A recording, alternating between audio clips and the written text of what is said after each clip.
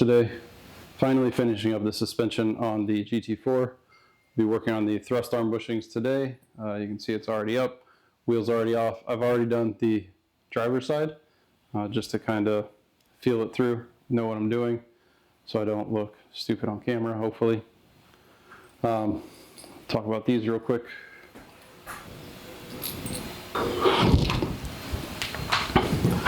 These are the thrust arm bushings. Like I said, the other one's already in the car. It replaces this factory rubber bushing so that, well, one, it eliminates the rubber so you get a better feel. Two, it has, this hole is slightly offset, and then this one is even further, which allows for, you know, better caster adjustments should you be lowering your car for the track, just to keep the geometry correct for track alignment. So I replaced the one. This is from the driver's side. Now we'll go work on the passenger side. Some of the things you'll need are a hex key for here, and that size is, let's see,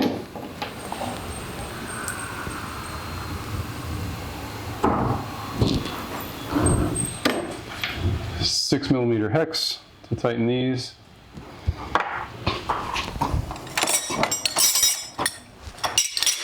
Got a few other things. 22, 21. Ideally you have two 21s or a 21 with a socket as well. I don't. This is a 22, which also comes in handy, I believe. Also have this set to 22.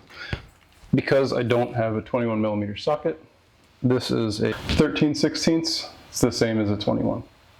So we will go ahead and get under the passenger side. And, oh, this is from Elephant Racing. I think it was like $80, but this helps to push out the factory bushing in the arm. It also allows to not have to take the whole arm off of the car to press it out, even if you already have a bushing press. I'll show you how this works in just a second, but this will be used to press it out of the arm. So really I'll use this twice and I'll never use it again. So I don't know, maybe it'll come in handy in the future, or I'll use it on friends' cars. I need a 21, which I don't have. So this 13/16 will do. The top nut's starting to spin, so you need a 22 here, and become an acrobat. Let's be smarter about this.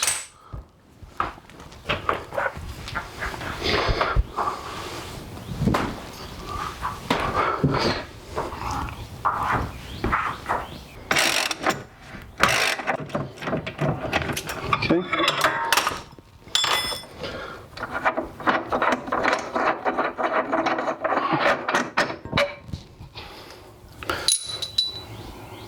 Out, get to the fun part. I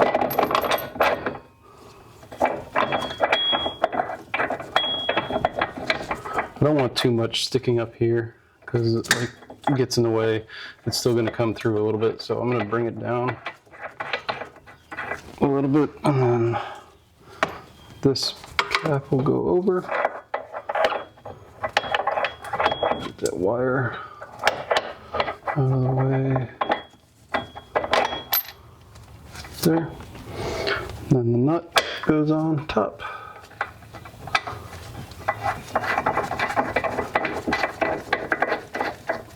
Okay, the cup will sit on the arm down here, and then this is just the right size to start getting in that bushing.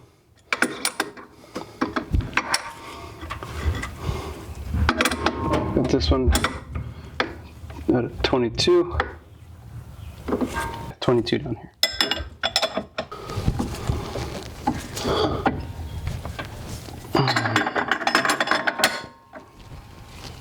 Eventually you'll start to see this get sucked down in, and it didn't pop out. I was afraid it was going to pop like a ball joint, but it didn't. It just gradually pushed down until there was no more and it fell into the cup. So.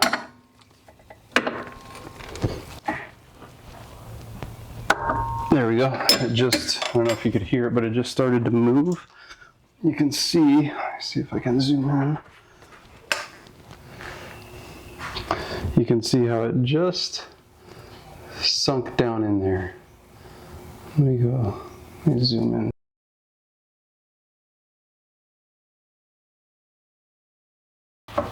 Okay, you can see there's not much left here, poking out. It's in there. It means the rubber bushing is coming out of the bottom. Is my arm in the way? Probably. If I had to do this again, I'd get a ratcheting wrench here. That would make this job so much easier. Oops.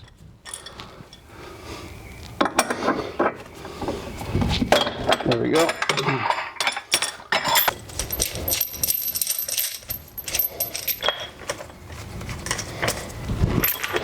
There's the bushing there.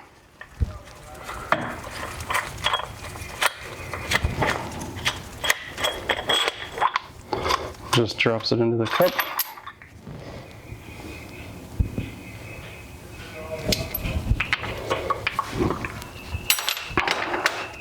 I'll put this back together. Maybe you'll see it on Run List for sale. I really don't have another use for it now.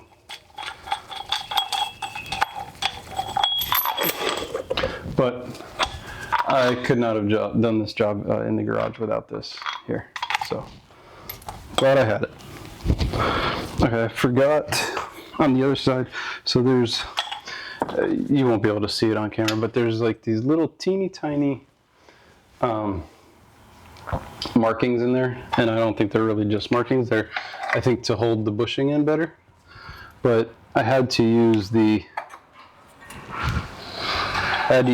to pull the new one, back down in. So get this as level as you can, and then we'll set that up.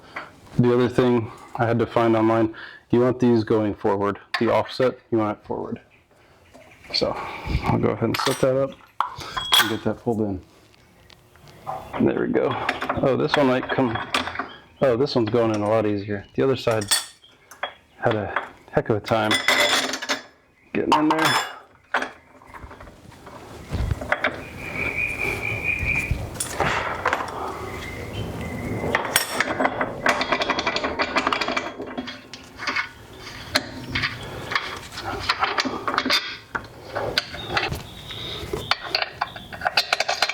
Drop that hex in there.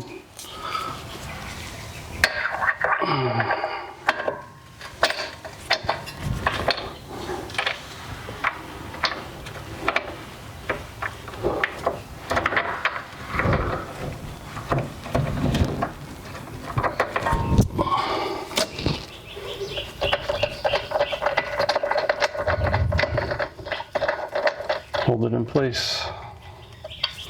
And it has two, of course. So I'll get the other one from the bottom here.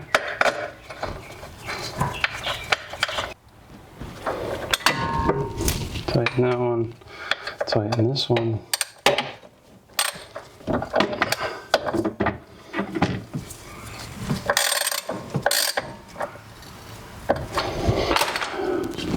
Then we've got two spacers. Where are my hands? One goes on top, one goes on bottom.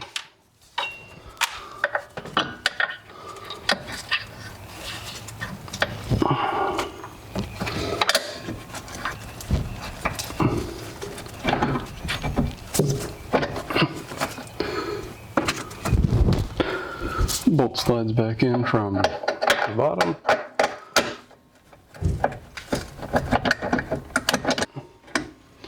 Like so. Nut back on top. You get your hands in there.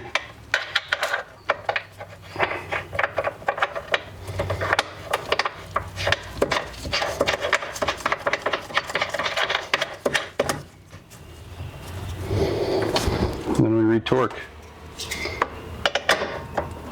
That was the 22.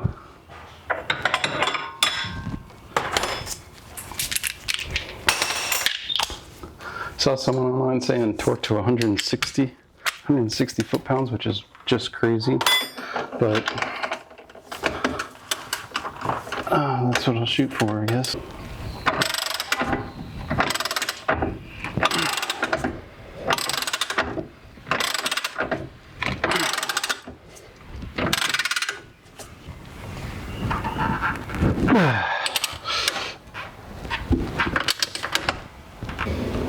Done.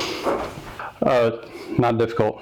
Not way, but it was easier than I expected, to be honest. That elephant racing tool made all the different arms, everything.